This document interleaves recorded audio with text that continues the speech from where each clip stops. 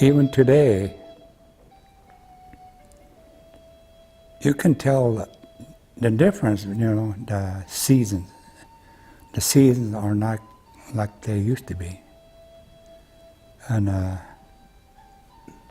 even the birds, you're starting to noticing that new kind of different birds are coming into this area. But when we came down here, there was so much more snow than there. Like going down to Arley, Dad used to show us the glaciers, the formations of the thing that, they used to have different shapes, and I can't remember the names of them, they used to call them.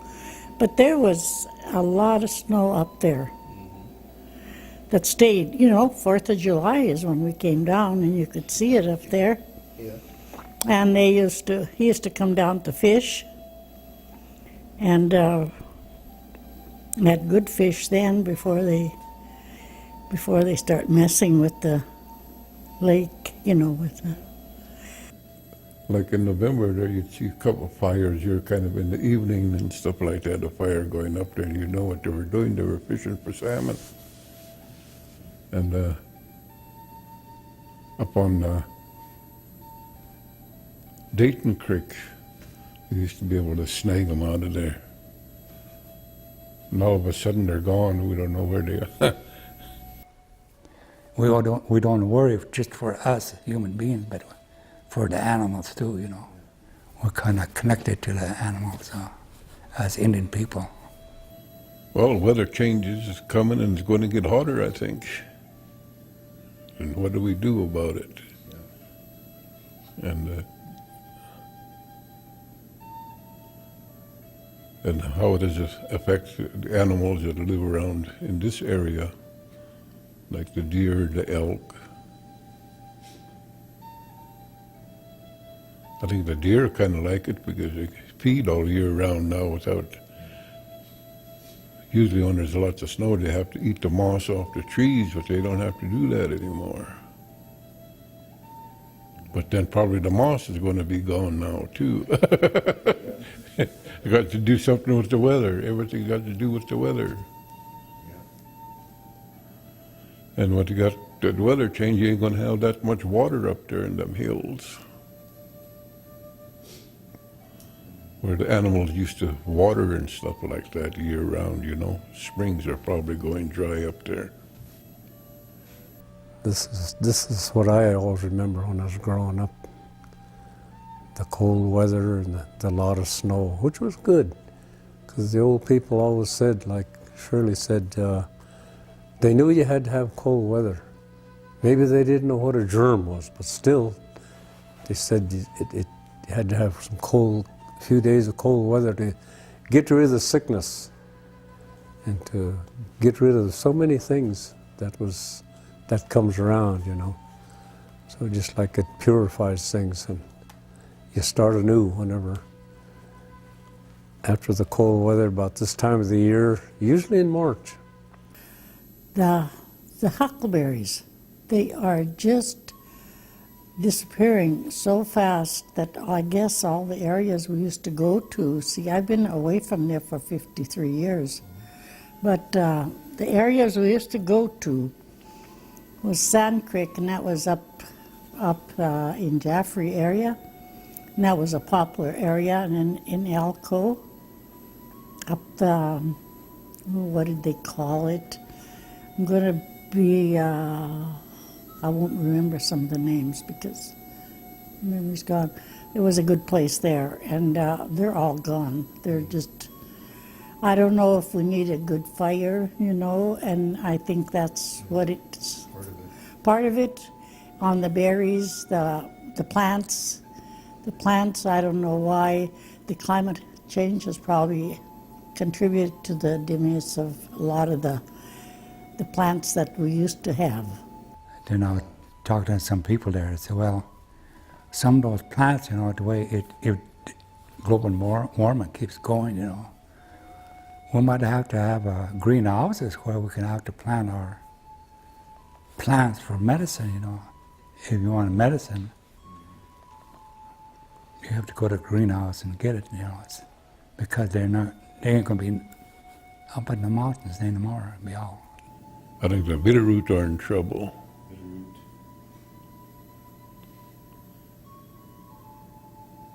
You know, they picked in about 1 or 2 weeks out of the year and stuff, and you lose one dry season or something like this.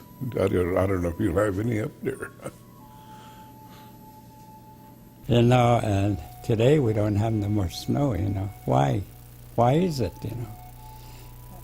How come we got so many fires? Is it too dry? Is it, what is it, you know? Not enough rain? Why is there bugs around, you know, those beetles?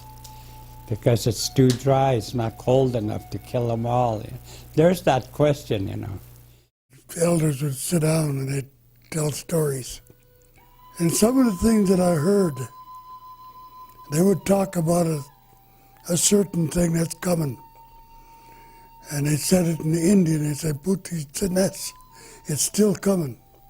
And you'll see it in your time. And I've seen a lot of these things that they talked about back there. And I witnessed it. And one of the things that I want to bring out today that's happening now, they said one day this earth is going to become warm. They said maybe it happened in your time. It said snow and ice is going to melt in the North Pole. The oceans are going to fill up. Islands are going to flood. And the earth here is going to be warm. Summertime will be extremely hot. Wintertime, you won't get no real cold weather. Maybe short cold weather, but most of the time will be warm. I'm witnessing that today, and I'm glad I can talk about it, because I've actually seen it happen. And I never believed it back in those days, that now everything's going to be the same all the time. But I've seen that change. The other thing they talk about was the face of this earth may burn up, but it's not going to destroy you. Your timber will be gone. There'll be no more timber, but you're going to survive because you are who you are. You're Indian. You understand the earth. You're one with the earth. You understand that, and you're going to survive. And today, I'm witnessing forest fires, burning thousands of acres of forest. I remember, my uncle Pete Beaverhead, and I used to hear him talking, you know, and they say, well, it's going to be changing, you know. Just like our language, our life, the snowpack, and it seemed like they knew, you know. I don't know how they knew, but I guess they were wise. Maybe they learned it from their folks, you know, kind of handed down generation to generation. And to me, I start to realize it is changing. The life is changing, the world's changing. Everything's changing, you know, and just like you're talking about fish, animals. And I remember years ago, the snow was deep, it was cold. Even when I stayed with Durglos, Conrad Durglo and them, we used to go cut wood. I'd hear that wood pop from the sap, you know. It was that cold, you know. So at that time, you know, you can tell that when it gets in the wintertime, it's cold and the snow is deep. Sometimes you only see the top when you go down a county road, you only can see a little, maybe an inch of the fence post sticking out. Right here in the Elmo area, when I was young, going to grade school here, in the wintertime we used to ice skate from November to at least February every year. A lot of ice out there. And nowadays you don't have it.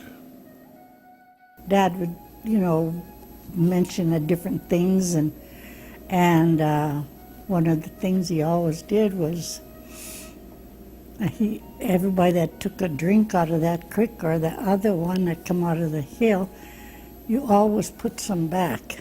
So you took a drink and then you threw some on the plants or somewhere. That was his belief, you know. And my elders used to say, that's what we're supposed to do, you know. Hand it down, hand it down, hand it down. And we forget about those things, hand it down.